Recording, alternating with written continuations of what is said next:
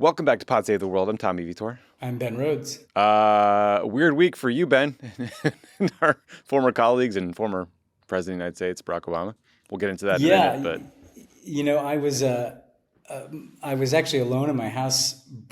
As you know, as a parent, that's a rare thing on Sunday afternoon. And that sounds so nice. You know what I did? I took a nap. Oh, what? When's the last time you took a nap? If we can get both kids down at the same time, we'll try, but it's rarely we succeed. That's rare. So I wake up and I'm kind of in that haze, and I look at my phone, and one of our former colleagues had texted me this Truth Social post. And I pull it up, and at first it didn't seem real because it doesn't. For those who haven't seen, I guess I'm in like an orange jumpsuit or something, but it doesn't look anything like me because it's like an AI image. We got to describe it. It's sort of like a Brady Bunch sort of mock-up of 9 former Obama officials, right? And you're all in orange jumpsuits, but it's the AI uncanny valley version of it. Just not really looks like you. I look like kind of a mashup of me and like the evil strategist from House of Cards or something. And it's actually not flattering. I look kind of older and weathered. Samantha Power looks like a cartoon character. But anyway, I was at first like, what is this? Because I couldn't tell if this was a real thing, if this was really Trump. But then as I slowly woke up, I was like, oh, that's kind of uncomfortable. That's not something, I have to admit, it's not a pleasant feeling to have the president of the country you live in tweeting an AI picture of you in a jumpsuit, Yeah, no, an angry, litigious former president who's out for blood and doing anything he can to distract from the Epstein files. That's not the best combination. Guilt, innocence, whatever. There's a lot of lawfare. But we are going to dig into all the details of this and what the hell happened. Especially why Donald Trump is accusing Barack Obama of treason. And again, just doing everything he can to not talk about Jeffrey Epstein. We'll also dig deeper into Trump's war on Brazil and how it is backfiring pretty spectacularly. We have 2 big updates on human rights in El Salvador. The latest on the utter nightmare that is life in the Gaza Strip. We'll talk about Israeli Prime Minister Bibi Netanyahu's surprising PR campaign. I've been enduring a lot of bad content lately, Ben. This is way up there on the list. Yeah. Some updates from Syria. A crazy story about a data breach in the UK that put thousands of lives at risk and could cost the government there billions of dollars. We'll talk about a big election in Japan, why voters in France are pissed, and why you shouldn't book that vacation to North Korea quite yet. And then, Ben, you did our interview for today. What'd you talk about? Who they can hear from? So I talked to Nerima Wako-Ojiwa, who has a Kenyan civil society organization that gets young people involved in politics. If you haven't been following the situation in Kenya, or even if you have, this is an absolute essential primer to understand why there have been massive street protests, how there's been pretty extraordinary violence, including live fire into crowds that's killed dozens of people, detentions of the young people who've been protesting, where Kenyan politics going, and actually, frankly, like some real optimism at the end about how young people are getting more involved in Kenya, and there could be a generational change there. So this is a story that we haven't been able to cover as much as we would have liked, given everything that's been going on, but Nerima really takes us into this. And actually, we'll put some resources in the show notes for how people can be supportive of these protests. So tough story, but a little bit of hope at the end of it. That's excellent. I can't wait to hear that. And thank you for doing that interview. Also, I want to say thank you to the audience, Ben, for listening to or watching the mini episode we did on YouTube on Friday, and for subscribing to Pod Save the World on YouTube. It was really fun. Ben and I are trying to just do like more things in addition to the weekly Wednesday show, because there's a lot happening in the world and because we love doing it. And YouTube's a great place to reach new people that aren't podcast subscribers. Also, folks have probably heard me say that the right wing is killing us on YouTube. I mean, Ben, I saw today that this idiot Benny Johnson gained 2.2 million followers on YouTube over the last 3 months. This is one of the guys who literally took money from the Russian government. He's killing us on YouTube. And that is a real problem, not because I care.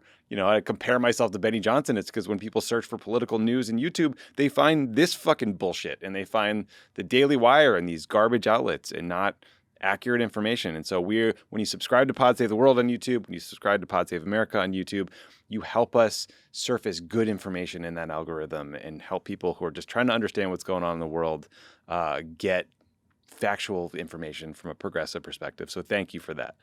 Benny Johnson, though, man, 2.2 million. Like, what are people doing with their time? Benny Johnson and Ben Shapiro are not the Bens you're looking for. not smash that subscribe button. Smash that subscribe button. Not my preferred Bens. Okay, Ben Rhodes. So we got Donald Trump coming off the worst 2 weeks of his presidency since January 6th, I would argue, all of it stemming from this bizarre attempt to silence any discussion of the Epstein files. For those who don't know, Jeffrey Epstein, he's this disgraced financier and pedophile who mysteriously died in prison in 2019. Trump promised to release all the investigative files in the U.S. government's hands about Epstein. People in his administration spent years promising that Trump would release the Epstein files and take down this cabal of corruption and child abusers that run the world. And now Trump is saying, shut up, stop talking about it. And it sure seems like he's covering up for himself and all these elites he promised to prosecute. So that brings us to the White House last week, where they went into their standard mode, which is just attack, attack, attack. They released this report on Friday that we'll get into in a second.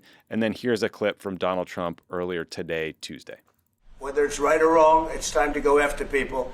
Obama's been caught directly. So people say, oh, you know, a group. It's not a group. It's Obama. His orders are on the paper. It wasn't lots of people all over the place. It was them too.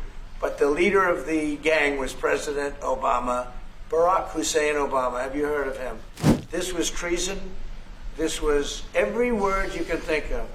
They tried to steal the election. They tried to obfuscate the election. They did things that nobody's ever even imagined, even in other countries. Okay, so what Trump is talking about there is a quote-unquote report released last week by Tulsi Gabbard, the director of national intelligence, that said the Obama administration, quote, manufactured and politicized intelligence to lay the groundwork for what was essentially a years-long coup, end quote, against Trump. Specifically, she's alleging that, like, the U.S. intelligence community did not find that Russia used cyber attacks on election infrastructure to alter the 2016 election outcome. And that, I guess, was treasonous somehow. But like, what is so hard to even explain about all this, Ben, is like the administration never said Russia changed vote totals. In fact, the administration said the opposite. Like, what happened in 2016 was Russia hacked staffers at the DNC. They hacked the Clinton campaign. They dumped out their emails. And then they waged a social media campaign to influence voter opinions ahead of the election. This was all confirmed by a 3-year investigation by the Senate Intelligence Committee, which for a period was led by now Secretary of State Marco Rubio. That report also said that the GRU, the Russian military intelligence, probed election infrastructure in all 50 states. So Trump also seems to think that there was this meeting on December 9th, 2016. There's a White House meeting of the National Security Team. He wants this to be some sort of like smoking gun piece of evidence. We'll come back to that. Again, Ben, so like this new conspiracy, it's like, it's so nonsensical that it's kind of hard to refute it or even track it. But like accusing a president of treason is a big deal, in my opinion, since this administration is filled with like aggrieved fascists who will do anything Trump says. So we're going to take it seriously. Trump went after you personally, went after a bunch of our former staffers. Ben, you attended this December 9th meeting that Trump is so mad about. You wrote about it in your book. What happened at that meeting? And like, what's your reaction to all this bullshit? Yeah, I mean, I guess first, just like, I do want to say, we talked a little bit about the opening. I appreciate this audience in this podcast so much because it's a place where we can talk about things without all the bullshit that, is in the political conversation elsewhere. So I want to level with people. It kind of sucks, to be the target of this kind of stuff. And it's a weird experience too, right, Tommy? Because Trump posts 20 things and you don't know how serious he is about it. This is probably somebody else's AI generated image. But what's scary about it is the coordination of the Tulsi, Potemkin review and her report, and then Trump coming on top of that, and then him amplifying it in the Oval Office, which makes you feel like this is something they're going to stick with. And there was a CIA review where they kind of started this process to go after John Brennan and others too, right? Yes. So this is like a coordinated intelligence community process leading to a White House allegation. Yes. And what people like, this is not a close call. There's absolutely nothing to this whatsoever because we all lived it. You were all there. You all experienced it. Trump wants you to forget what you saw with your own eyes, what you heard with your own ears. The Obama intelligence community put out a statement in October before the election, saying that Russia was interfering through particularly the hack and release operations on WikiLeaks of people like John Podesta's emails. Obviously, there was a lot of Russian disinformation. And now what Tulsi hangs this new information on is that after, and this is in the report that she put out, and they keep pointing to this as some new discovered meeting that took place in early December, where Obama got his intelligence community and national security team together and ordered this review. This is not new. Tommy, I went back and pulled up my book, The World as It Is, and literally in the chapter where I write about this, it begins with, shortly after the election, Obama convened a National Security Council meeting on Russia. He opened by saying that he wanted the intelligence community to do a comprehensive review of Russia's meddling in the election that could be presented to him and to Congress before he left office. Quote, "We need to learn the lessons about what they did because they're going to do it again," he said.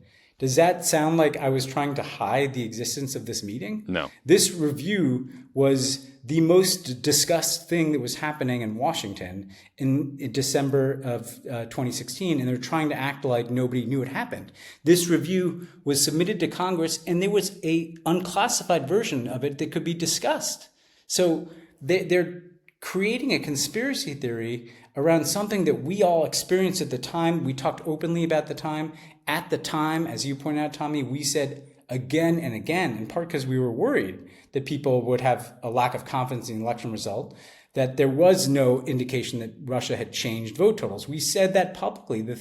So the two things that she's saying are like these smoking guns are this new meeting she discovered that we all talked about at the time, and this finding by the intelligence community that Russia didn't change the vote tabulation. When we said that, that was in our press guidance. I mean, that's like what spokespeople said all the time on the record. So there's just nothing at all to this. And that's part of what, to end where I started, part of what makes this so kind of demoralizing is the complete absence of any there to this, and that's unfortunately the America we're going to be living in for the next 3.5 years. Yeah, it sucks to know we live in a world where like you can throw any chum in the water, no matter how ridiculous it is, and people will just sort of like chase what Trump says. Yeah, Ben, you and I are having an interesting week of getting yelled at by kind of angry demagogues online, but that's a conversation for later.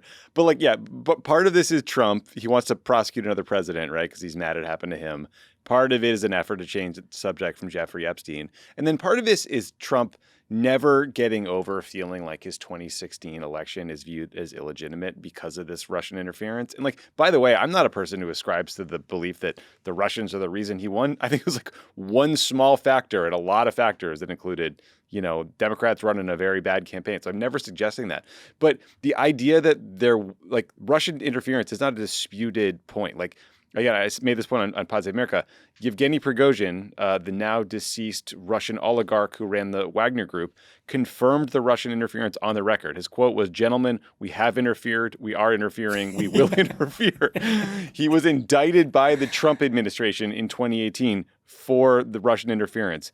The Trump's Treasury Department, OFAC, sanctioned Prigozhin in 2018 because of Russian interference. It's like they all agree this happened. And like, it's like, and people who maybe think we're like overstating the Epstein thing, like House Republicans just shut down all business in the House of Representatives for like, I think 5 or 6 weeks and sent lawmakers home early because they're so scared of having a vote on a bipartisan bill to release the Epstein files. Like, I think that shows you the lengths to which Trump will go in this moment to make the conversation about anything else. Yeah, and here's what people have to understand is that they on some level know there's nothing there, right? Tulsi Gabbard herself said on Joe Rogan in 2018, I think, that there was Russian interference. Marco Rubio, as you pointed out, led the Senate Intelligence Committee review that went beyond what was in the Obama administration intelligence review in detailing Russian interference. But they don't necessarily, all they need, and this is to the Epstein distraction point and also just how they kind of keep their base fed and the care and feeding that they do, they just need a story that's out there. Yep. They just need a sense that there's investigations happening, the deep state is being taken down, there's a drama, there's things that people can talk about on Fox News, there's things that people can talk about on podcasts. I'm going to just, one other thing that's out there about me that's totally a classic example of this is like I had all this right wing incoming because I said after I left the administration that I didn't know about the FBI investigation into Trump during the Obama administration. And they're conflating that with the intelligence review. They're saying, but you were in the meeting. Well, of course I was in the meeting, but an FBI investigation is a separate thing from an intelligence review, Right. and they don't brief. Now, this sounds like I'm obviously picking on a small point, but the point is they'll take something like that where most Right. people don't understand the difference between an FBI investigation and an intelligence review, and they'll spin their people up about it for like weeks, So people like me get death threats and online hate, and they get to go on all their different right-wing shows and YouTube shows, right, and yell about this. But that's what this is about. It's about distracting you from Epstein and doing care and feeding for the base.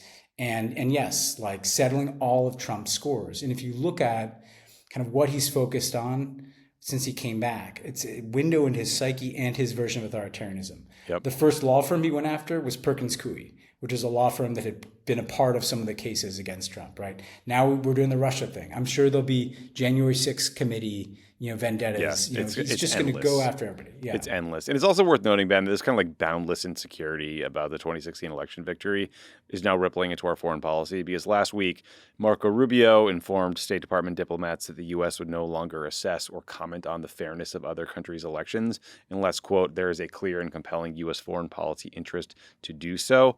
Rubio's memo instructed staff to, quote, avoid opining on the fairness or integrity of an electoral process, its legitimacy, or the democratic values of the country in question, which, I do feel like a big piece of that is Trump's insecurity. And also now it's just kind of easier for him to dictate to the State Department when and where they criticize his autocrat buddies when they, quote unquote, win elections, right? I mean, it's fucking pathetic.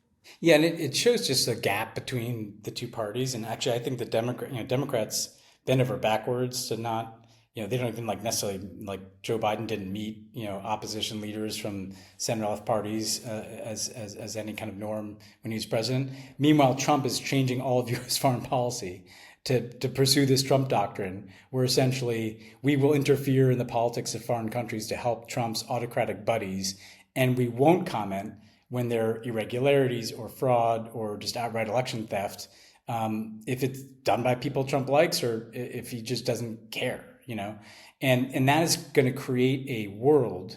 I mean, the example I'd give is like Kenya. In the next Kenyan election, normally there'd be international observers and people.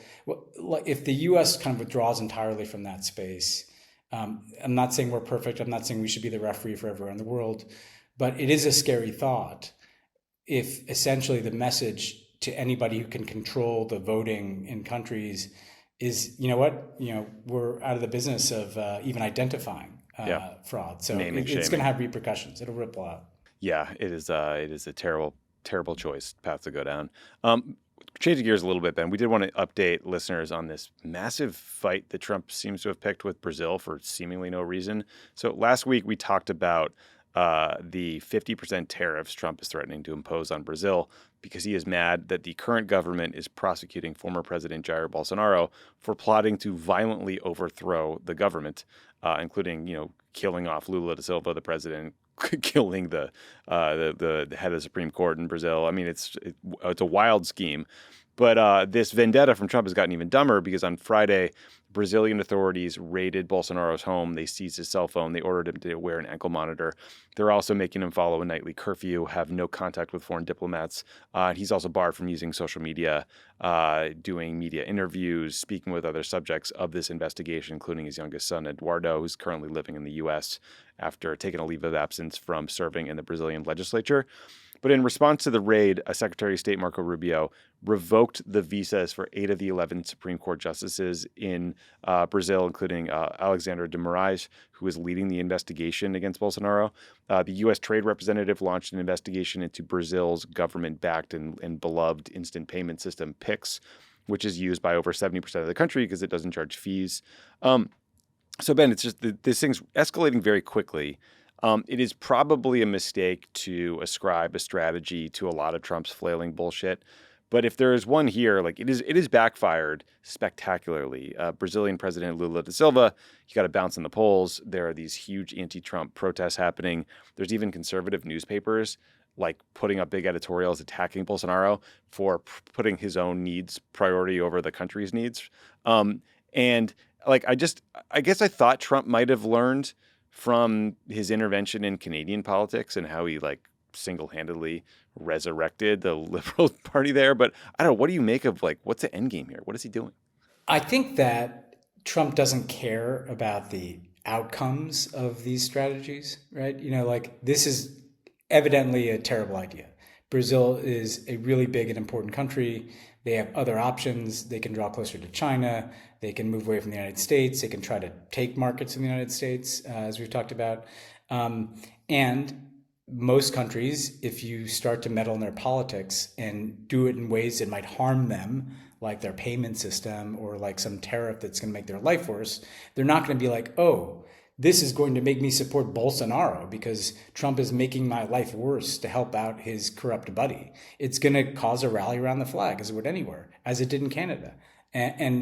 What it tells me is that even this kind of Trump doctrine of interfering is not strategic. It's just all impulsive. It's like, I don't like this. I have power to do something to hurt these people who are messing with my buddy Bolsonaro. And there's never like any forethought to what the end game is. It's like frankly, the trade wars themselves. Like nobody knows what the objective of what Trump is doing is. The objective just seems to be to control the dial, to up the pressure, to vent when he doesn't like something. And that if Americans don't think that's going to have huge medium and long-term costs for us, like I don't know what world you're living in. Like you can't continue to bully countries and not have them band together at some point to stand up to the bully. Yeah, and apparently, I mean, the Bloomberg News reported that Eduardo Bolsonaro and this other conservative digital influencer, who's the grandson of the last president of the military dictatorship that ruled Brazil from 64 to 85, they have spent the last few days in Washington. They've been in meetings at the State Department. They've been in meetings at the White House. And it sounds like Eduardo Bolsonaro is driving this policy. And, like note to Jair Bolsonaro, note to Donald Trump, note to Joe Biden, like maybe don't let your kids drive political strategy because, again, this has been a political godsend for Lula da Silva, who is using it to rally support for himself. It's also driving Brazil into China's arms. I mean, there's just a big report in the New York Times about Chinese car makers who are just like salivating over the opportunity to sell EVs into Brazil. And it's just an absolute mess. Like this is a huge strategic partner, biggest country in Latin America. And Trump is just letting this idiot fail son Bolsonaro clown, like drive our policy into a ditch. And no one really seems to get why.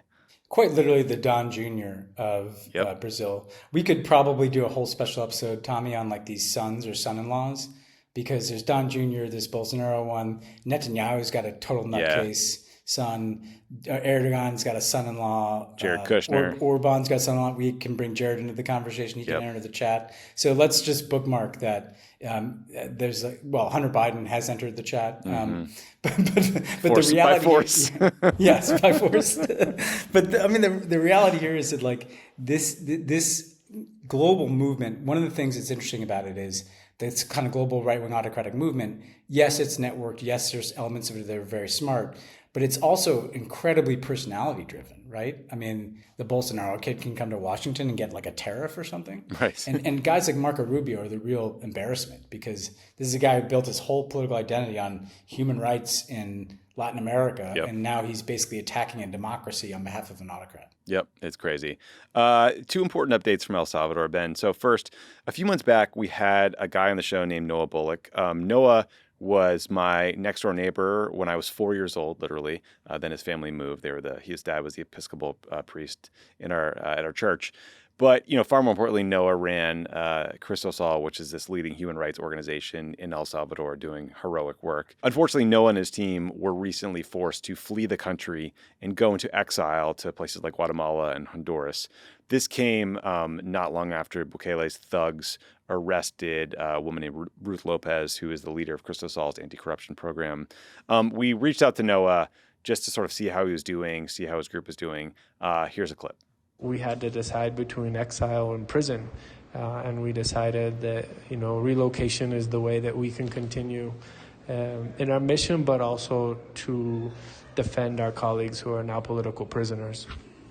And exile is a form of political violence that you have to choose between your freedom and your conscience, and flee the country. It affects the people who are being persecuted, but sends a message to the whole society. Some of us, our names, were on lists and were being directly threatened, while others made decisions of conscience and conviction that they wanted to continue in the organization. In order to do that, that meant that they had to leave the country. When you have to pack your bag and leave, it doesn't just affect you, it affects your whole family. And you start wondering, did you make decisions selfishly? And, even we have a colleague whose father's been in prison for over a year without trial, and some of the family blames her.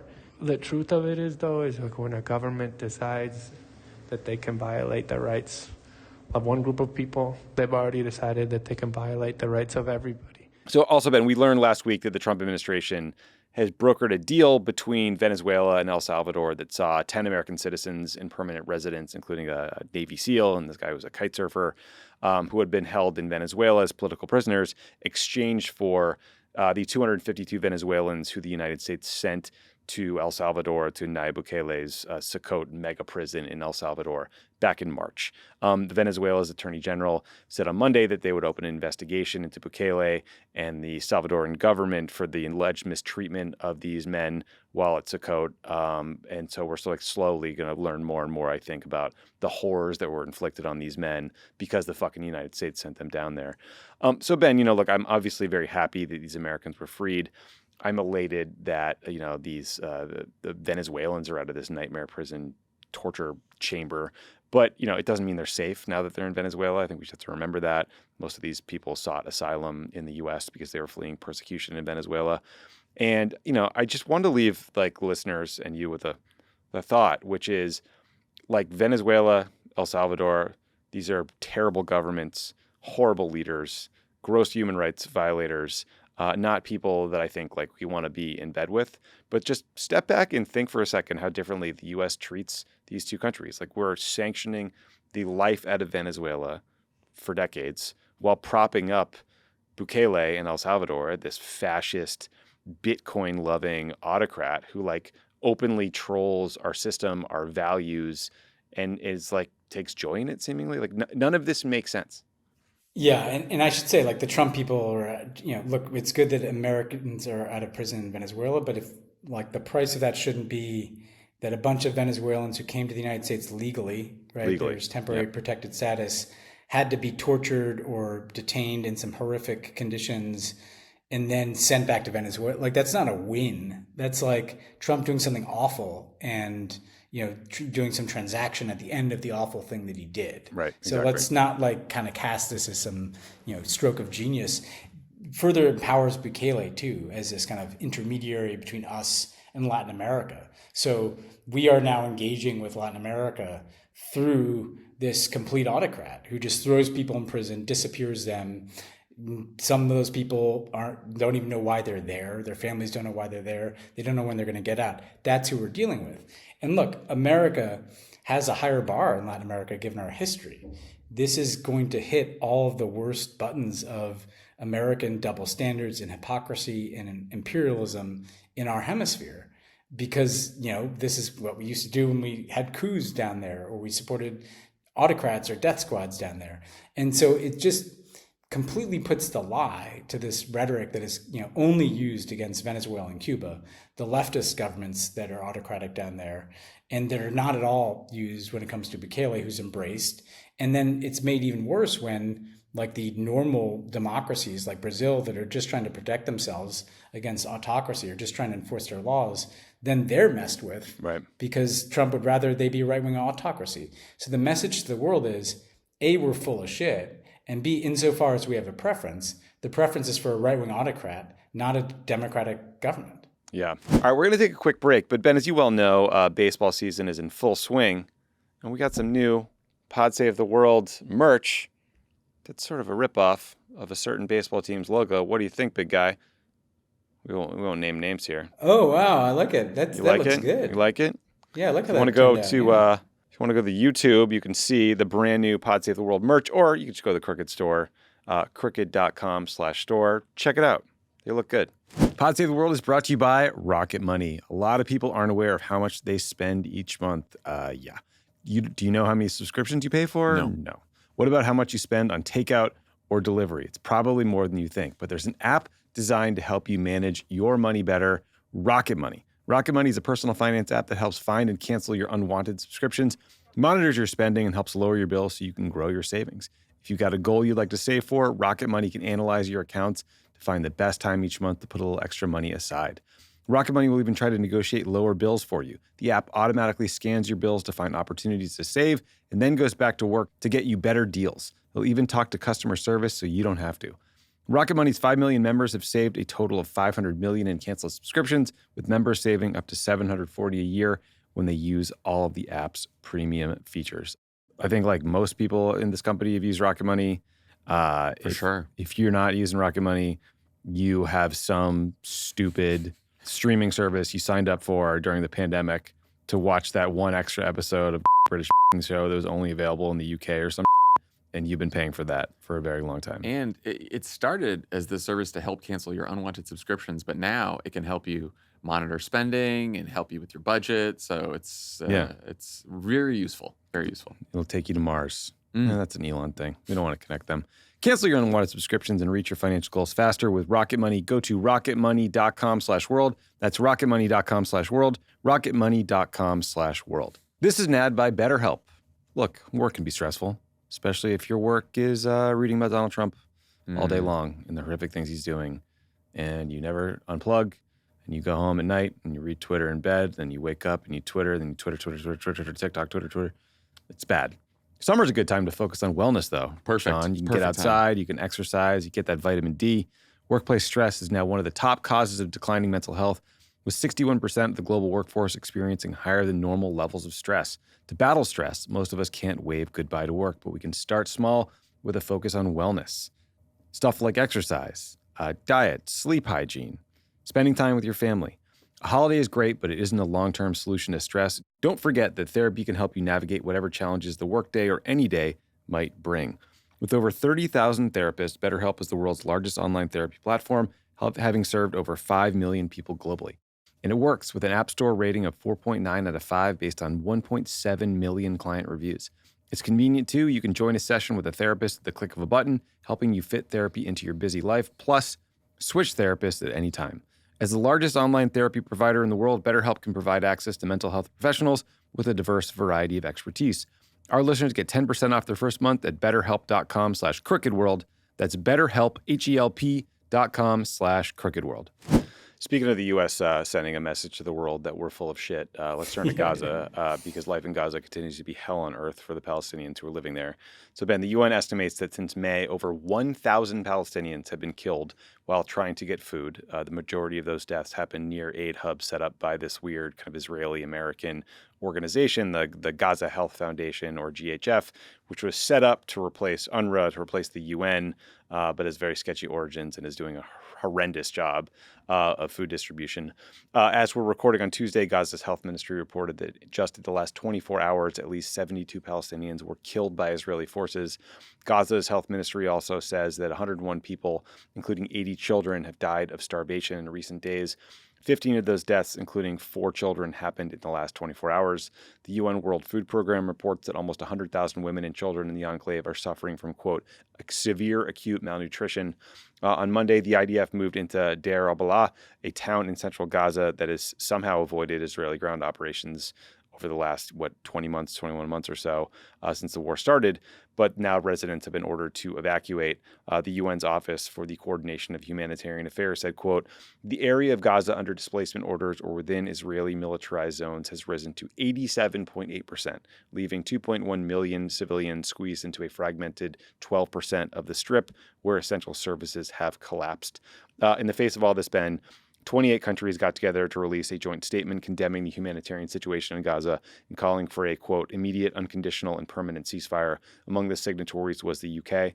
We wanted to play a clip from British Foreign Secretary David Lammy on the BBC talking about the statement and the situation generally. I feel the same as the British public, appalled, sickened. I described what I saw yesterday in Parliament as grotesque. These are not words that are usually used by a foreign secretary who's attempting to be diplomatic. But when you see innocent children holding out their hand for food, and you see them shot and killed in the way that we have seen in the last few days, of course Britain must call it out. Of course Britain must lead others in the statement, as I did yesterday, to call it out. Of course we must get on the phone and we must urge Israel to think again, as I did again yesterday. And we will continue to pressure. We will continue to add. We will continue to urge this Israeli government to listen to 83% of its public who are urging them now to move to a ceasefire so those hostages can come out. So, Ben, I mean, you kind of live online like I do and read about this all the time. And it's just like day after day after day, you're just bombarded with images of people who are massacred in food lines. A kindergarten class in Gaza was bombed by the IDF the other day. There are images of starving children who have starved to death. Their bodies, are posted on social media. I mean, I reached out to Feroz Sidwa, who you talked to on the show. This is like the ER doctor who had volunteered his time in Gaza just to check in and say hey. And he was like telling me about some of his colleagues there are passing out while performing surgeries because they're starving. The AFP, the media organization, put out a statement where they're concerned about their journalists starving to death. I mean, the situation it's like so dire, and has been for so long that it's so demoralizing. You feel like nothing would change, and so it's nice to hear a statement like that from David, like just to hear the outrage in his voice.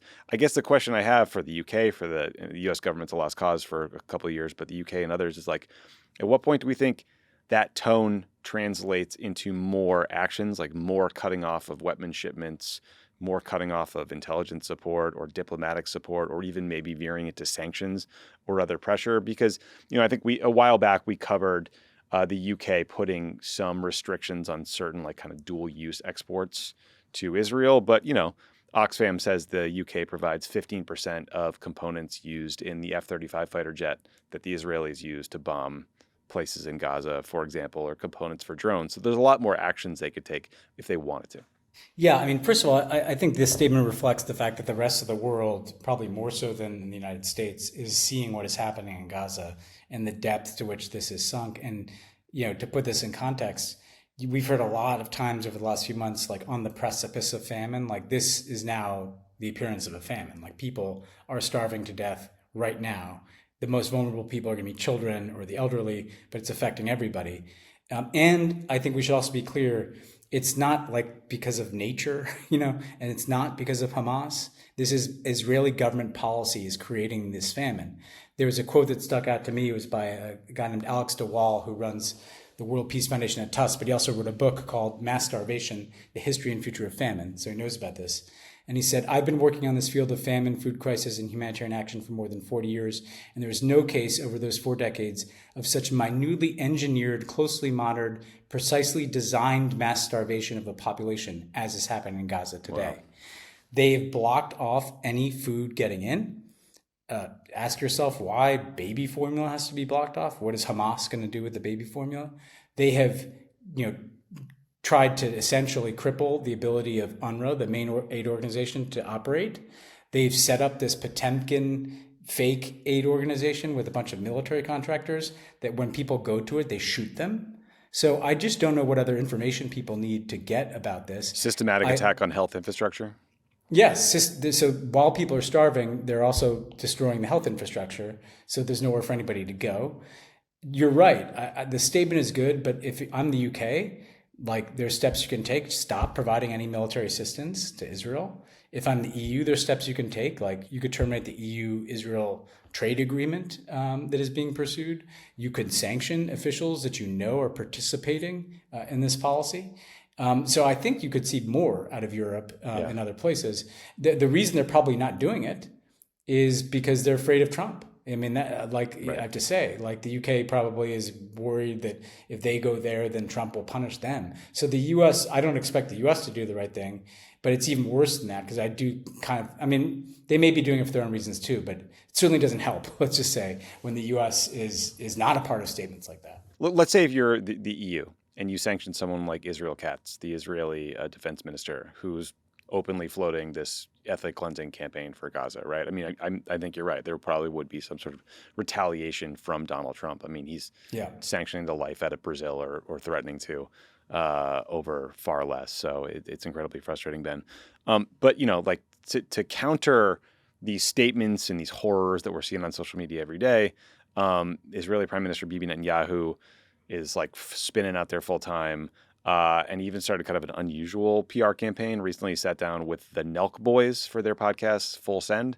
So for those not familiar, the Nelk boys are this group of Canadian American YouTubers that kind of combine pranks, frat culture, and humor in celebrity interviews into a very stupid but very popular product. Tommy, can I just ask you something? Yeah. Am I super middle-aged? Because I didn't know who these guys were. Should I know who the Nelk brothers are? Did you know who they were? I only knew who they were. So it's the Nelk boys. It's an acronym. I only knew who they were because of the Trump context. I watched their interview with Netanyahu, and I'm not trying to be mean, but I was genuinely shocked by how stupid and kind of uncharismatic they were. Often you watch a YouTuber the Paul brothers or something, and you kind of see the charisma. You understand why people watch them. Even someone like a Tucker Carlson, right? I disagree with him on everything, but he's an incredibly compelling broadcaster for some reason. You can kind of get why he built an audience. These dudes, I'm just kind of floored. But so we watched this Netanyahu interview. It's the first one, and again, in fairness to them, right? They were out of their depth. They're interviewing a prime minister. They don't know anything about the issues. They know it's going to be controversial, right? So I'm sure they were approaching it with some trepidation. This wasn't farting on your buddy and running away. And they did it at the Blair House. So I assume this was kind of set up with them by the Trump administration. But Ben, we wanted to do a little supercut for the audience because no one should have to suffer through this whole thing of some of their most incisive questioning of Netanyahu. This is a little bit longer than usual, but we thought it was important for you to hear Edward R. Murrow's over here. Here we go. This is so crazy. We are so not qualified to do this. That's what's interesting about this. We just should not be doing this. We're journalists, right? We're technically journalists. How can you pass up this opportunity at the end of the day? I think there's never been a friend like Donald Trump in the White House for Israel. He said he'll make America great again. He's already done it. America is widely admired now around the world. You guys are very tight, right? Would you call it a bromance? Well, you might. And where there's no daylight between an American president and an Israeli prime minister, amazing things can happen. Did you have any type of relationship with Biden? Not the same. I don't agree with everything he did, but Obama's still cool. Look, first of all, Obama was... he has aura. You know what that means? Yeah, I do. Tel Aviv is one of the, the most open, liberal-minded city on earth. Israel is a high. We visited there, yeah. No, it's completely different. Our assistant's gay too. He had a good time. Well, I'd say there's a lot of American support from the females, from the gays towards Palestine. So how does that make any sense? That's, gays for Gaza is like chickens for KFC. Iran tried to assassinate President Trump, not once, but twice. They were behind those assassination attempts? What's your go-to at McDonald's? No, I'll tell you, Burger King. We did the double, Whopper? The double. I haven't ripped Burger King in a long time. Burger King kind of sucks. Yeah. My dream guess is Kim Jong-un. Both of Kim ours. Jong-un, if you're watching this, this is kind of like to come to North Korea and interview you. All I as can think about is the interview when we're doing I'm this. so down to pull up to Moscow and interview Putin too. Yeah. We'll do everybody. Okay, so it's worth noting that I think this interview went over very badly with their audience. They were getting shit on in their own chat. Hassan Piker pulled up into their stream, was kind of like, guys, what are you doing? They're right about Burger King. McDonald's is way better. It's insane to go to Burger King. Netanyahu keeps trying to saying that the Iranians were behind both assassinations of Donald Trump. So he's saying that Crooks, the kid who shot the intel kind of gamer dude in Pennsylvania that shot Trump in the ear, was Iranian-backed. There's no evidence of that. No other law enforcement has suggested that, but he says it over and over again. He said it on Fox News at Brett Baier. He says it to the Nelk boys. You can tell they think that's what he's implying there, even if what he would, if you pressed him, he'd be like, oh, no, I'm just saying that there was plots, right? That's been widely discussed. But I don't know. I don't know if that was a successful PR effort for Netanyahu. What was your take? I mean, I actually watched this too because it was like I couldn't look away. And my main take is that if you want like a manifestation of the combination of stupid, tragic, and dangerous that the world has become in 2025, the Nelk brothers or boys, I don't know why I keep calling them brothers, the Nelk boys talking to Bibi Netanyahu about his Trump bromance in Blair House would be, a pretty good candidate for the time capsule. I mean, it does. What's interesting to me about it, Tommy, is why did this happen? So it's pretty clear that Israel and Netanyahu and some of their friends in the United States are aware that they have a massive fucking problem with young people around the world, everywhere, right? And that shows up in the polling in the US. It shows up in the polling even worse in other parts of the world. And so they somehow think that the kind of same playbook that worked for Trump a little bit with young people, let's put them on some podcasts, is going to somehow work the magic for Netanyahu, Bibi Netanyahu. And I just don't really think that, he presents as a guy that you want to spend time with. No. Which, as you taught me a long time ago, is what a podcast is all about.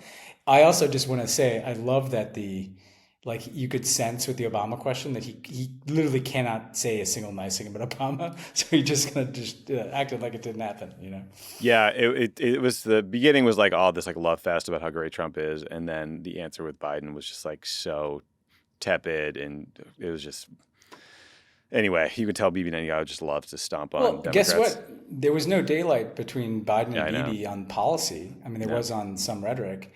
And guess what the reward is for Biden? He's got Bibi dunking on him to the Nelk boys about how Trump is better, right? It's a message to Democrats. Like, he's not your friend. We don't have to say this every week, but why are you getting in bed with this guy? He doesn't like you. He's not your friend. He's going to hate bad you. Guy. This guy follow on Twitter and no, in real life, Jordan Ewell tweeted, he quote tweeted a clip from this, said, "We asked a guy doing a genocide why people say he's starving people, and low key, he said it's cap." That summed up the interview well.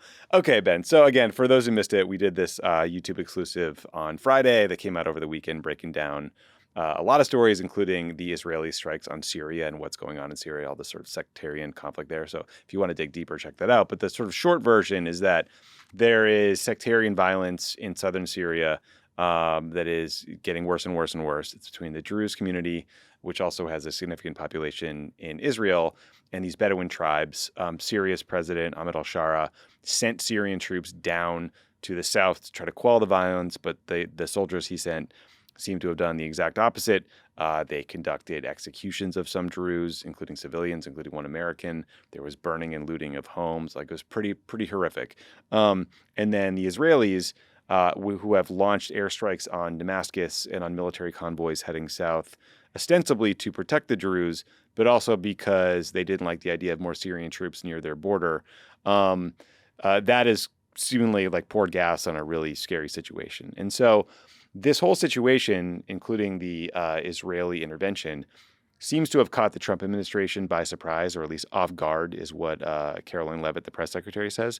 Now, Barak Ravid over at Axios had a story where, he talked to some administration officials on background about the Israeli interventions in Syria, and they seemed quite mad. They're saying things like, quote, "Bibi acted like a madman. He bombs everything all the time. And the feeling is that every day there is something new. What the fuck?" There was an interview with the Associated Press. This guy, Tom Barrack, who's Trump's ambassador to Turkey and special envoy to Syria and longtime supporter, said that Israel's attacks, quote, "create another very confusing chapter and came at a very bad time." He also, Barrack also reaffirmed the administration's support for this new Syrian government. So for now, a ceasefire agreed to over the weekend seems to be holding, but this story seems like it's far from over. Ben, I just thought it was interesting on this issue. Trump is clearly annoyed at Netanyahu and more willing to be critical of him, though per usual. They're not actually doing anything to rein anyone involved in, but it's always interesting kind of like when they decide to slap Bibi around. Yeah, I mean, two things. I mean, we talked about this a bit, but the one thing I'd add is that like they're always going to be, in this transition period, there's always going to be a danger that you'd have some kind of sectarian violence inside of Syria. The challenge for the Syrian government and for all the communities there is to channel conflict into politics. Like not everybody has to agree. Like people are going to be arguing over resources. People are going to be arguing over rights and autonomy and things like that. But you want that to be done on a peaceful political basis. And that is why like bombing Syria which is what Israel's doing, is not constructive, because it introduces violence as a legitimate means of trying to resolve these differences. So that's yet another reason, this needs to be put into a process. What I think is going on here, Syria is very important to the other Arab states, including the Gulf Arab states, who Trump cares a lot about. Barrack, the guy who's the envoy, Tom Barrack, he's super tight with the Gulf Arabs, particularly the Emiratis. And that's probably why he's in that role.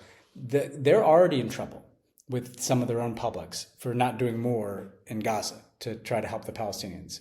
Some of them are in trouble with their publics for the Abraham Accords, which is perceived rightly as having sold out the Palestinians. If this spreads to Syria, well, not only are they going to be dealing with the risk of Syria descending back into a civil war, which they don't want, but it makes them look even further feckless. So I think what has Trump's backup here is that his Gulf Arab buddies, remember Trump announced the lifting of sanctions on Syria as a gift to Mohammed bin Salman when he was in Saudi Arabia. Right. And we said that was the right thing to do. It is the right thing to do.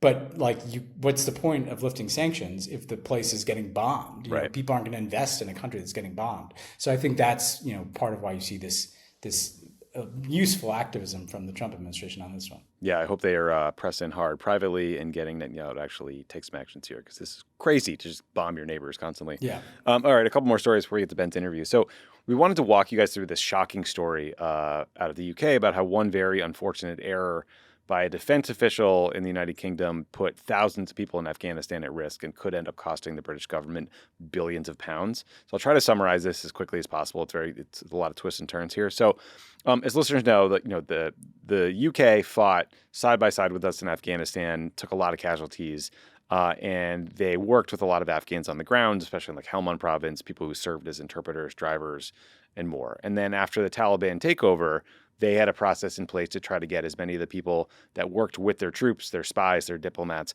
out of the country and away from Taliban retribution or possible Taliban retribution.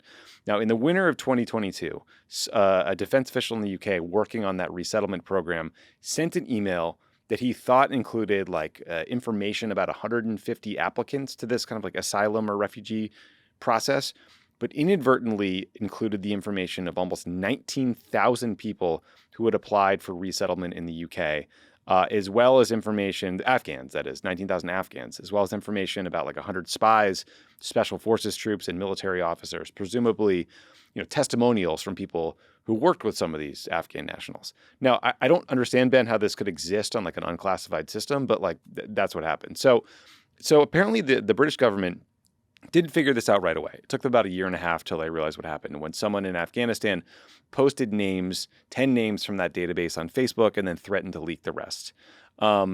That's when the British kind of woke up to this and they realized they'd essentially handed the Taliban a massive enemies list that they could go through for retribution if they wanted to. And then I think some press found out about it.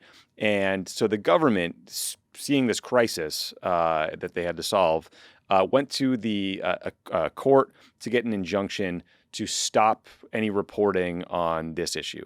The judge complied and even upgraded their order to what's called a super injunction, which prevented the press from reporting on the existence of the gag order at all, put them in a very difficult situation. The UK government then set up this secret program called the Afghan Relocation Route, or ARR. That has brought over about 4,500 Afghans. There's 900 applicants, 3,600 family members, and then another 2,400 on the way. And resettling just that fraction of the total list already has cost over $1 billion. So it's a very expensive process. And then after the election last summer, Keir Starmer, who didn't even know about this challenge because of this super injunction, his Labour government takes over. They inherit this mess. Labor commissions a new study by the Ministry of Defense.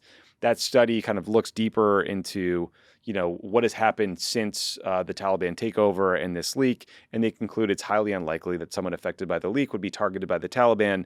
And the report went so far as to call this sort of Afghan relocation route scheme disproportionate. I think they realized, there's lots of other ways for the Taliban to figure out who had worked with the British government, stuff like bank records, yada, yada. So this conclusion that the risk was lower than what they thought led to the lifting of the super injunction last week, revealing the news of the breach in the ARR to the public. And then it could be briefed to Parliament, talked about in Parliament, and then obviously all these Afghans knew that their identities had been leaked.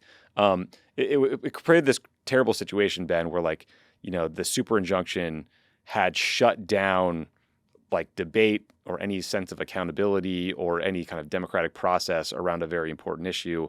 It was just sort of a mess and untenable. So folks in Afghanistan are terrified. The British government has apologized, but obviously not solved the problem yet. The whole thing got politicized because it's swept into the sort of UK's anti-immigrant debates. Nigel Farage and his right-wing the anti-immigrant reform UK party has started demagoguing the issue, claiming that the British government has admitted sex offenders, which is disgraceful and just a lie as far as we can tell.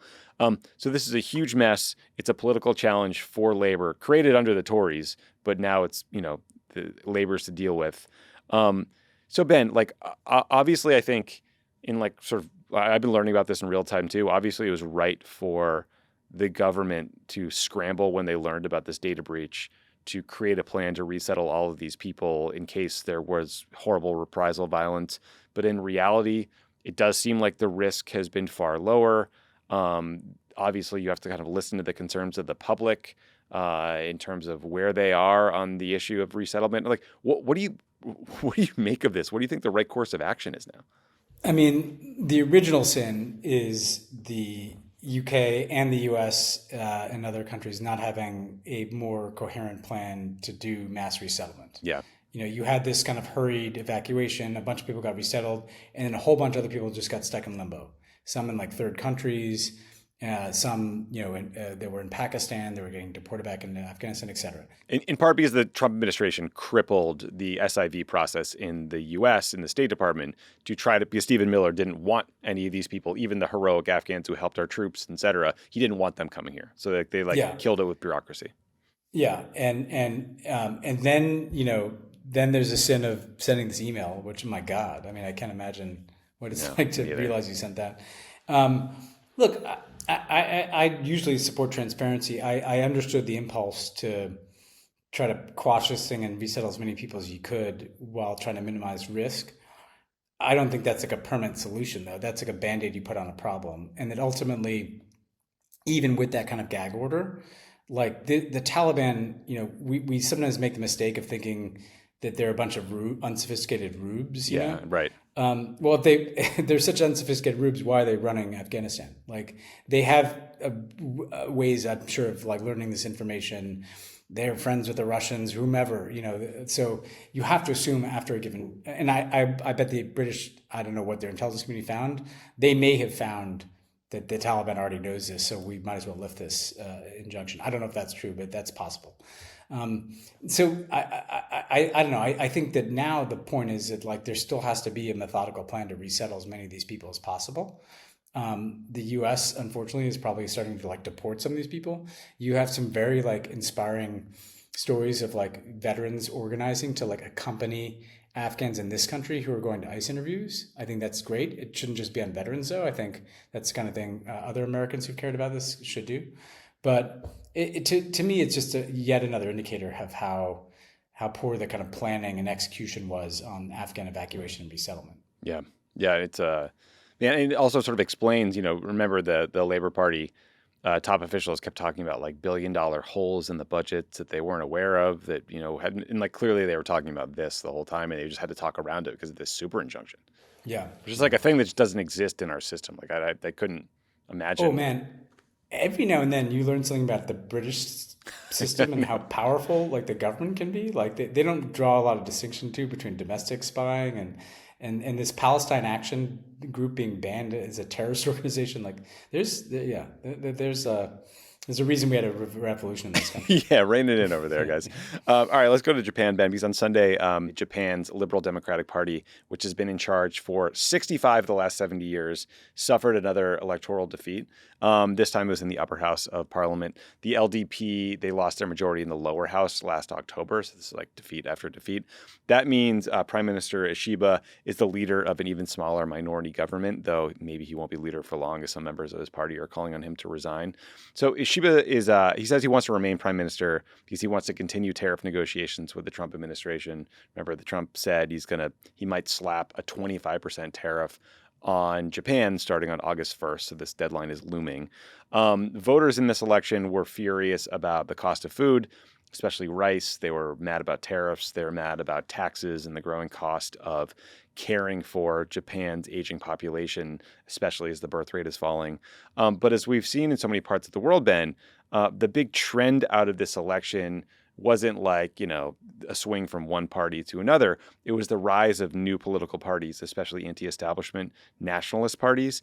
In particular, the Democratic Party for the People, which is a new party which more than doubled, newish party which more than doubled their seats in the upper house. And then there's the more extreme Sensato Party, which won 13 seats on Sunday. Before it just had 2 in the upper house. So Sensato gained a following online for anti-vaccine and anti-masking content, which feels very familiar. And the party's leaders drew inspiration from Trump's quote-unquote bold political style. They also talk about a Japanese first agenda. And they warned, some of the leaders have warned against a, quote, silent invasion of foreigners to the country. There's about 4 million foreign residents in Japan in 2024, which is a record, but it's still only 3% of the country's overall population. So, Ben, it's just amazing how consistent a lot of these stories are. People are just mad as hell. Inflation's a problem. It's anti-establishment. They're looking to new parties and mostly to nationalism. And then also, I'm just struck by how often you hear about a country with a declining birth rate. It could be Japan. It could be Italy. They don't like immigrants. Yeah. Yes, staring down the barrel of like a demographic disaster, while simultaneously you see the rise of these anti-immigrant political parties. It tells you something kind of like very racist and dark about where these feelings are coming from, frankly. Yeah. I think the lead takeaway, right, is inflation, cost of living continues to be the driving force against incumbents around the world. Canada and Australia kind of bucked it in part because of the Trump effect there, but like this clearly mattered here. The fact that we're exporting stupid, with like Japan first and, this Trump stuff is kind of depressing, Yeah. I will say that these people are going to have trouble actually governing and, they're still not actually in control of the government. But one of the few times in those 70 years where you had non-LDP government was, you'll remember, Tommy, in the first Obama term. Yep. When I think it was the Democratic Party, and we had, I think, 4 different prime ministers in like 4 years. And part of the reason why is the Japanese system is so kind of wired to be governed by the LDP that these people, if non-LDP people get in, they have a hard time kind of pulling levers and making things work. So it would take much longer than one election for Japan to kind of move away from this LDP dominance of politics. But, this definitely bears watching, because particularly if the U.S. starts to kind of withdraw from its alliance with Japan, Japan's going to start to look for other political approaches. And it bears noting, we've said this about Germany, never good when the far right gets traction in Japan. Never good. That is generally not ended well in the past. So here's hoping that this is only a kind of temporary swing in this direction. Yeah. 3 more quick things, Ben. So last week we talked in great detail about like Trump flip-flopping on sending weapons to Ukraine. According to the Wall Street Journal, Germany is going to send, I think, 5 Patriot missile batteries, the missile defense systems, to Ukraine. The U.S. will then backfill those. We kind of made the deal all work because I think the U.S. moved Germany up in terms of its list of prioritization to sell these systems. So that's a little bit of good news for folks in Ukraine, as they're going under like sustained assault from Russian troops. And then, Ben, a couple of quicker things. So last week, France's Prime Minister, François Bayrou, proposed several ways for the country to save about 44 billion euros. So France is currently facing this huge budget deficit. It violates the EU's budget rules, so they have to make some changes. Unfortunately, one of Bayrou's proposed solutions was axing two French holidays. So it's Easter Monday and VE Day from the calendar. Both of those dates fall in May, which just sounds incredible. It just means your spring starts off with like long weekend after a long weekend. Awesome. So Ben, I can totally understand where the government is coming from on this one, and like kind of the tough financial situation they're in, and like the EU rules and how that could it's a real problem. And they don't just get to print money like we do over here. But I also could really respect the French people for fighting tooth and nail on this stuff, right? Because once you agree to fewer days off, or you get rid of like the 35-hour work week, or you agree to a later retirement age, it's never coming back. You know what I mean? Fight while you can. It's a reminder that Macron is, a pretty big figure globally, but I think his approval rating too is like bottoming out below like 20%. It's like the lowest it's ever been. So people do not like these reforms, and this always happens. And there's usually street protests. Something will burn. Leave VE Day alone. I want to just one thing about Ukraine is that another weird thing that's happening in this new, shift in winds is some worrying signs inside of their country. Yeah, like today, we should dig into that. We'll do it next week, but they're basically Zelensky dismantled the anti-corruption unit in Ukraine. And I worry that this might be kind of a Trump effect, right? Like everybody's got to be a strongman now, right? And so that bears watching too. Yeah, unsettling stuff. Finally, Ben, just an update on North Korea. So listeners might remember about how a few weeks back we talked about this new resort town in North Korea that was opening up, the one we couldn't wait to go to, maybe do a live show, maybe send a friend. It was called the Wonsan Kalma Coastal Tour Zone. It was designed to attract both domestic and foreign tourism, though, probably only like Chinese and Russian tourists, to this waterfront packed with like hotels and this water park. And there's this weird video of like Kim Jong-un watching people go down a water slide. Apparently, some Russian travelers visited last week, but the BBC reports that the area is now off limits to foreign tourists. We don't know why. We certainly regret mailing cash to Pyongyang as our down payment for our rooms. You're not going to do that twice. And the second story that caught our eye out of North Korea, Ben, was the world's most reliable newspaper, the U.S. Sun, reports, quote, fridge raiding Kim Jong-un, sparing no expense to get hands on Ozempic. This is a report about how Kim Jong-un is struggling with his weight. And South Korean spies have allegedly clocked attempts by the regime to bulk buy the GLP-1 drugs like Ozempic or Mounjaro for the prolific binge eater, drinker, and smoker. And like I have to say, good for him, right? Like the guy looks like a walking advertisement for gout. But the article quotes a North Korean observer who speculates that Kim Jong-un is likely to test the waters first by administering the drugs to like test subjects to gauge its side effects, which seems a little unnecessary because he could just do like that Instagram before and after thing for basically anyone in Hollywood. But I guess what I would say is good luck with your procurement, sir. Good luck with your health journey. We wish you the best. He did, I noticed in the videos, because I love this, resort propaganda they put out. And when he's there, like watching like the kid go down the water slide and stuff, he always has like a pack of smokes right next to him, which is like, I kind of, he's the one world leader who's just like burning a heater, loves ripping sticks while watching like people perform stunts for him or something. It also, I read more about this. It was pointed out by one of these travel blogs that people don't want to go to North Korea to go to like a resort. Like they actually, what you want to go to like Pyongyang and see like totally. what it's the like. Potemkin weirdness. If you want to go to a place with like water slides and a beach, like there's plenty of options without having to go to North Korea. And dude, the Nelk boys are going to go to this resort. I just realized they're going to do a live pod there. That's the content we need. I need that. Send those puds down this water slide. Yeah. You got to look at the best part of the Nelk boys interview is one of them. He had something weird going on with his collar. Like he had a really big tie maybe under the collar, and it was just like so far over. Did they wear ties all the time, or was that like them dressing up? One of them did. The other looked like a 12-year-old boy who's like dad dressed him up for church in like adult size clothes. Because one of the things I've learned on this podcast is it's better to just dress how you normally like dress. Yourself. Yeah, I've been underdressing my whole life. Okay, we went a little long today because we like talking to you guys. Thank you for listening. We're going to take a quick break. When we come back, you will hear Ben's interview about the latest protests and political developments in Kenya. So stick around for that.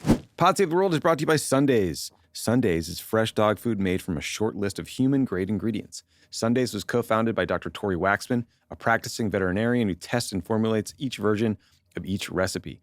Sundays contains 100% all-natural meat and superfoods and 0% synthetic nutrients or artificial ingredients. Dog parents report noticeable health improvements in their pups, including softer fur, fresher breath, better poops, and more energy after switching to Sundays. We have Leo right here. Leo, what do you think of Sundays? The world's biggest Sunday fan is in the studio right now. My poops are so much better. Leo Favreau, how you doing? Leo loves Sundays, and I can tell you, Luca, my dog, loves Sundays because every time she goes to John's house, literally, she sprints to the food bowl. Like the fastest I've ever seen her run in her life is to this food. Unlike other fresh dog foods, Sundays does not require refrigeration or preparation because of their air drying process. Just pour and serve. Cancel or pause your subscription anytime with our 14-day money-back guarantee. Every order ships right to your door, so you'll never worry about running out of dog food again. John, what do you think of the storing and serving process with Sundays? It's great because you can just put it on the shelf and then it's dry dog food, which we like better than the wet dog food, which is messy. Yes, that is messy.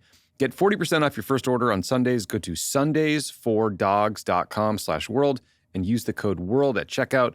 That's sundaysfordogs.com/world. Use the code WORLD. Pod Save the World is brought to you by Simply Safe. What does feeling safe at home really mean to you? Some might think it's enough to have good locks and maybe an alarm that would make a lot of noise if someone actually broke in. But true security takes more than that. It takes a system that actually works to prevent that break-in, that violation of your space, from ever happening in the first place. That's why you can trust Simply Safe to protect your home and your family. It's about security that is proactive, not just reactive. As you guys all know, John Lovett had a Simply Safe, set it up himself. It had top-of-the-line sensors. You could turn it on and off from your phone. It's easy. It's highly effective. It's not just protecting you against criminals, but also smoke alarm. There was a fire protection, a water damage element. Highly recommend. Got it all. Most security systems only take action after someone breaks in, and that is too late. Simply Safe's new Active Guard outdoor protection helps stop break-ins before they happen. If someone's lurking, agents talk to them in real time. They turn on spotlights, and they can call the police, proactively deterring crime before it starts. I had an idea for Simply Safe, which is you get a bunch of roast comics to just talk to the burglars. Oh, you know what I mean? Through the as part of the Active Guard live protection. You call that a hammer. You know what I mean? Funny things like about their physical appearance. You're doing crowd work. You hear that, Simply Safe? I don't know. I think that's a way. Tommy's advice. It's a way to get some reps in if you're a young comic. No contracts, no hidden fees. Named the best home security system of 2025 by CNET. More than 4 million Americans trust Simply Safe. Ranked #1 in customer service by Newsweek and USA Today. Monitoring plans start at around $1 a day, 60-day money-back guarantee. Visit simplysafe.com/crookedworld to claim 50% off a new system with a professional monitoring plan and get your first month free. That's simplysafe.com/crookedworld. There's no safe like Simply Safe. Okay, I'm very pleased to welcome Nerima Wako-Ojiwa to the podcast. She's a Kenyan political analyst and the executive director of Siasa Place, which helps young people engage in politics. Nerima, thanks so much for joining us. Thanks for having me. Okay, so we wanted to have this conversation to really catch all of our listeners and viewers up to speed on what has been a very challenging time in Kenya. This is the second summer in a row that we've seen mass protests. Last year, these were sparked by proposed tax increases by President Ruto, which would have raised taxes on things like basic food and necessities for ordinary people. In those protests, at least 63 people were killed. 70 protesters were abducted by plainclothes police officers. We should say that at least 26 are still missing. These were dubbed the Gen Z protest and ultimately succeeded in getting Ruto to withdraw the bill. That was last year. Nerima, can you tell us what the protests are about this year and how they compare to what happened last year? This year, a lot of us were very observant in terms of what's the finance bill going to contain. We noticed that Parliament was super silent. We didn't know much about what was within the bill, and they tried their best not to anger the public. So this year was a little bit different because there was going to be memorialization in terms of the young people who were lost last year in the protest on June 25th, because the cases are still ongoing. Rex Masai was the first to be shot on June 20th, and his case is still currently ongoing 1 year on, and we still don't know the police officer who shot him, and no one is being held accountable. So a few things happened this year. We had Alfred Ojwang, who is a teacher, and he put up a post on his social media about corruption happening in the police force. And he was picked up from his home in Homa Bay, which is the western part of the country, transported by road about 300 kilometers to the CBD, which is Nairobi, our capital, and he was put at Central Police Station and basically beaten to death. And we still don't have answers as to who is responsible for beating this young man, this young father, to death. So the protest this year, the trigger was actually Alfred, because people went to the streets demanding answers. Yet again, it's people demanding accountability, talking about corruption, and we're not seeing the government doing anything about it. And we also witnessed during that protest, in terms of Alfred, there was a young man, a vendor. He was selling masks on the streets, and he didn't run anywhere. And he was shot in the head by a police officer on live TV. And he died about 2 weeks later. Again, police brutality. So it brought about this tension amongst young people. And we saw the numbers, grow. There were so many people who tried to come to the protest, but the police had cordoned off the CBD. And not only was it happening in Nairobi, so last year it happened in about 4 different cities, 4 different counties. This year it happened in 25. And so it shows you how the movement is growing and how the public uproar continues to grow.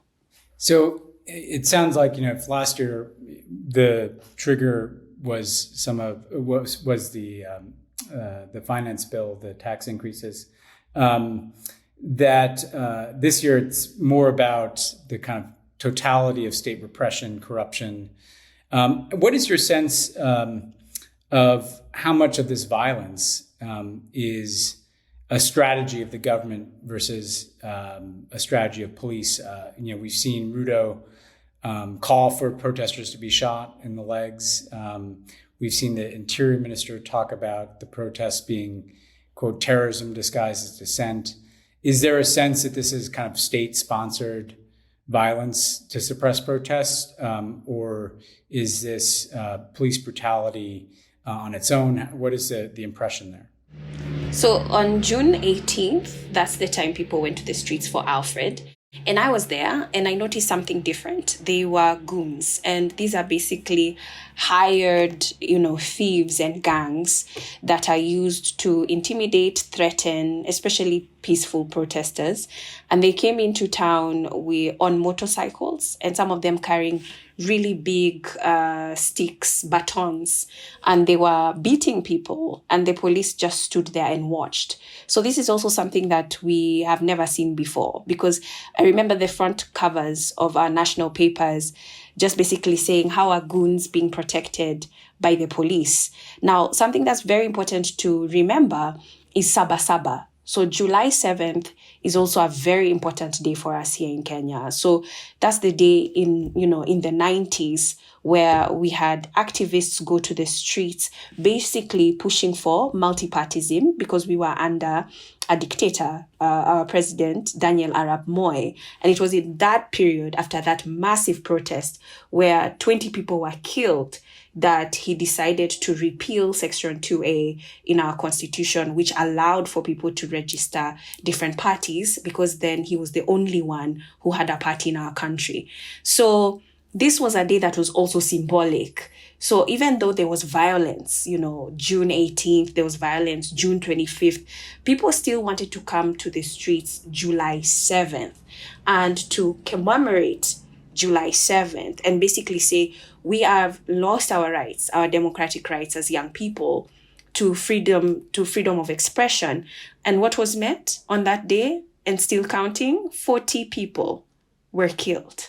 They were shot by the police. So it's double the number that we witnessed in the 90s. And I would say that, we've also seen cabinet secretaries, Interior Minister Murkomen speaking and saying, telling the police, shoot, kill. We will protect you. Nothing will happen to you. And when you have cases of 12-year-olds, Bridget Njoki, she was killed at home watching television because in the 90s, they would stand on the rooftops and just basically spray bullets to scare the public to go back into their houses so they wouldn't protest. And these bullets, stray bullets, are the ones that are killing people. We have so many cases of stray bullets killing kids. And we've seen so many funerals of children because of stray bullets. And we are not seeing any accountability. So remember when I talked about karaoke, the mask vendor being shot at the back of the head. This police officer actually uploaded a TikTok dancing. And the Kenyan people were like, how come he's not being arrested? What's going on? It's actually young Kenyans on social media that found his identity in 15 minutes using AI, using different angles that people had from their cell phones, and forcing institutions to take accountability and arrest him. This guy was roaming free that day while Karaoke was fighting for his life in a main hospital here in the city. So the tactics that the state is using at the moment is they're arresting young people very randomly. And I'm part of a campaign where we're actually crowdsourcing for bail money. And the kind of bail money we're talking about is $3,000, for someone to be able to have access to bail. And we're talking about the average family living on $1 a day. How is someone going to be able to afford a bail of $3,000? And some of the charges that they're putting on these young kids, because some of them are 17, we had the youngest being 14 in state prison. So some of the youngest are being charged with terrorism. Now, this is a particular law that came into effect in 2012 because of a situation that we had with Somalia, and they were dealing with Al-Shabaab. The terrorism act that they're utilizing is not something that we thought we would see being used on the Kenyan people. And the bails are so high because the charge is so high. And we're finding that a lot of the young people in the cells, and I'm talking about over 100, we're finding the number of people who are in cells, they were not even part of protests, some of them. Some of them were picked up because they looked like they are potential protester. We had 3 sisters picked up because they were walking home together, going for dinner. And so it's just cases of, falsely accused people being accused with terrorism. And even today, we had 7 young men accused of arson during the protests. And then when they were released on bail, which we supported to pay, they were rearrested. And they were taken to Kahawa West, which is the main court that deals with terrorism. So now we have a new case of 7 people being charged with terrorism. So in terms of the opposition to this, Kenya, for all of its challenges, has always, in my experience, had a pretty dynamic civil society and a healthy independent press and journalism. Who's organizing protests? Is there a sense of leadership, or is this kind of more an organic movement of different people and organizations that are just responding to what's happening? How is the opposition organizing itself in this period? I would say it's still organic, and it's mainly millennials and Gen Zs in their communities, and they're organizing based on issues.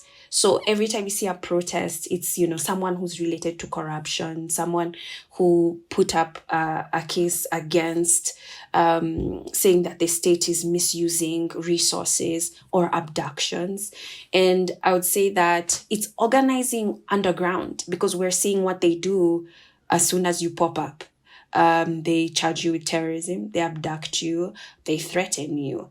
And so it is a mechanism that a lot of young people have to use to continue to remain almost invisible, just so that they continue to remain safe and the state continues to appear confused, because now when they go and start picking groups of people, they are really trying to find out who's going to help them, who's going to pick them out, who are people we can track, who are people we can monitor.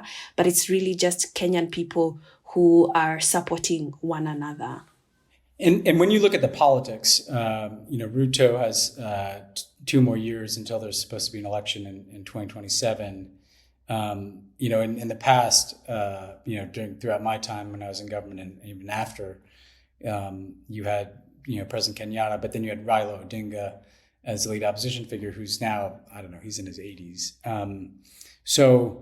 When you look to politics and you look to the next election, or you look to elected representatives, is there a sense that there's a political party or some potential political leadership that could change things? Or is this just a case of people trying to put pressure on the government to deal with these immediate cases? What is your hope, if there is one, for the future of Kenyan politics? So very interesting things are happening in Kenya, Ben, because our politics and how Raila Odinga, he has shook hands with every existing president. Yes, And I was a part of some of those handshakes. Yeah. And every time he does, it seemed to mellow down temperatures. But this time it didn't. So he seemed to sign an agreement with Ruto. They seemed to form an alliance, broad-based. But still, 1 year on, the protests are actually larger. They are growing. And so he's caught between a rock and a hard place, where the bullet he always uses is not seeming to work. So what we're seeing over the weekend, he had, a presser where he basically talked about a conclave, and he's calling it an intergenerational conclave. And he's finding it very hard to sell to the public. People are just not buying it. You're seeing people struggling to understand what this means. They're like, this doesn't make sense to form another commission. And right now we've seen different clusters of groupings coming out and saying, we support the conclave. But I have to tell you that it's a very small group of people. He doesn't have as much as a buy-in as he had 20 years ago or even 10 years ago. And this is also something that he's grappling with.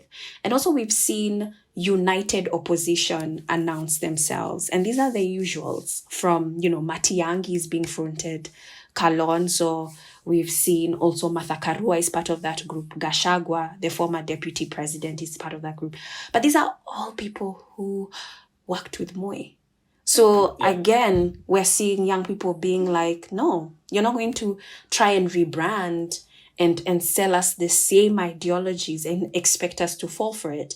And so what I'm excited about is we're seeing people like former CJ, Maraga, coming out and saying he's going for president. And he also launched his own website and his own, crowdsourcing campaign, which is different. We'll use a lot of money in our campaigns. I think for a presidential campaign, it costs about 4 billion shillings. We have some of the most expensive campaigns in the world. And so, a lot of people were discouraging him and saying, you don't have enough money to go for a presidential campaign. And he said, no, mine will be funded by the people. And there've been campaigns happening all week supporting Maraga's campaign. People are paying as little as $1 a day just to make sure that they're channeling some resources toward his campaign. And there's also Okia Mtata, who's the senator for Busia. So we're seeing, this group with Okia and CJ Maraga, who is completely different politics. And Okia mainly talks about our debt and the audacious debt that we have as a country and how we need a public audit and change needs to be done. And CJ Maraga talks about rule of law, how institutions need to be independent and we need to be able to follow the constitution. And so this is what we're seeing is forming. And I think it's still early. I think we're going to see fresh faces entering politics. Siasa, my organization, means politics. I have, hundreds of young people who tell me almost every day that they want to enter politics. Political parties have been formed. I've already received news of 4 in the last 2 days that have just been registered. And recall. So this is also the period where you can recall a member of parliament who's not performing well. And, our Electorals and Boundaries Commission has already received 6 recall petitions. And online, I'm seeing members of parliament, people are collecting signatures. So we're probably going to see even up to the 50s number of recalls. People are fed up with their representatives. And they're showing it now.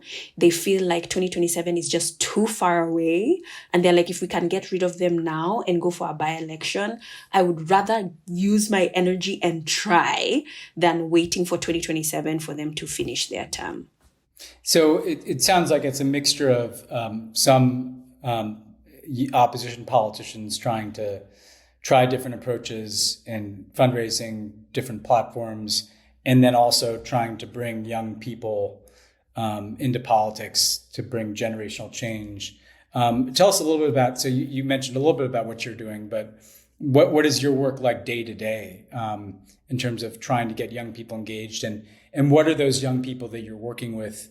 What is motivating them to get into politics? Is it these protests, or is it corruption, or is it cost of living? What are the issues that young people care about? It's definitely the cost of living. The unemployment rate is so high. Kenya, I believe, is at 60%. And even when you talk about the average population, the average age is 19 years old. And so a lot of people are looking for opportunities which they can't find. And we constantly see our government saying that, look abroad. We've signed agreements with Germany, with the US and Saudi Arabia. Go and find a job outside Kenya. Stop looking inside. But a lot of young people are saying, no, I want to be home. Like, create the opportunities at home. And these are very educated people. But we're also seeing a struggle with the university funding model, where right now a lot of young people can't access university learning just because of how expensive it is. So within that dynamic, we work in about 17 counties, which is like our states here. And in those 17 counties, we mainly work on education, educating young people about the Constitution, how they can be involved through public participation, understanding county budget process, and also knowing the roles of the different levels of government. So we work a lot with county-based youth organizations.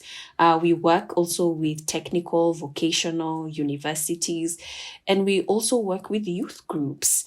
And so it's people from these groups who are like, I don't think my representative is doing a good enough job. So we have accountability campaigns where they basically look at budgets and what was built after, from something like a stadium to a cowshed to a market, and just saying this doesn't look like all the amount of resource was spent to build this. So you're seeing a very active generation that's using social media to do this accountability and having very close relationships with people who are in government. And I'm hopeful, because even for them to say, we are watching, there's going to be such a high turnover, because even the Star, which is one of the papers here, over the weekend said there's only a 10% chance of elected members of MPs returning.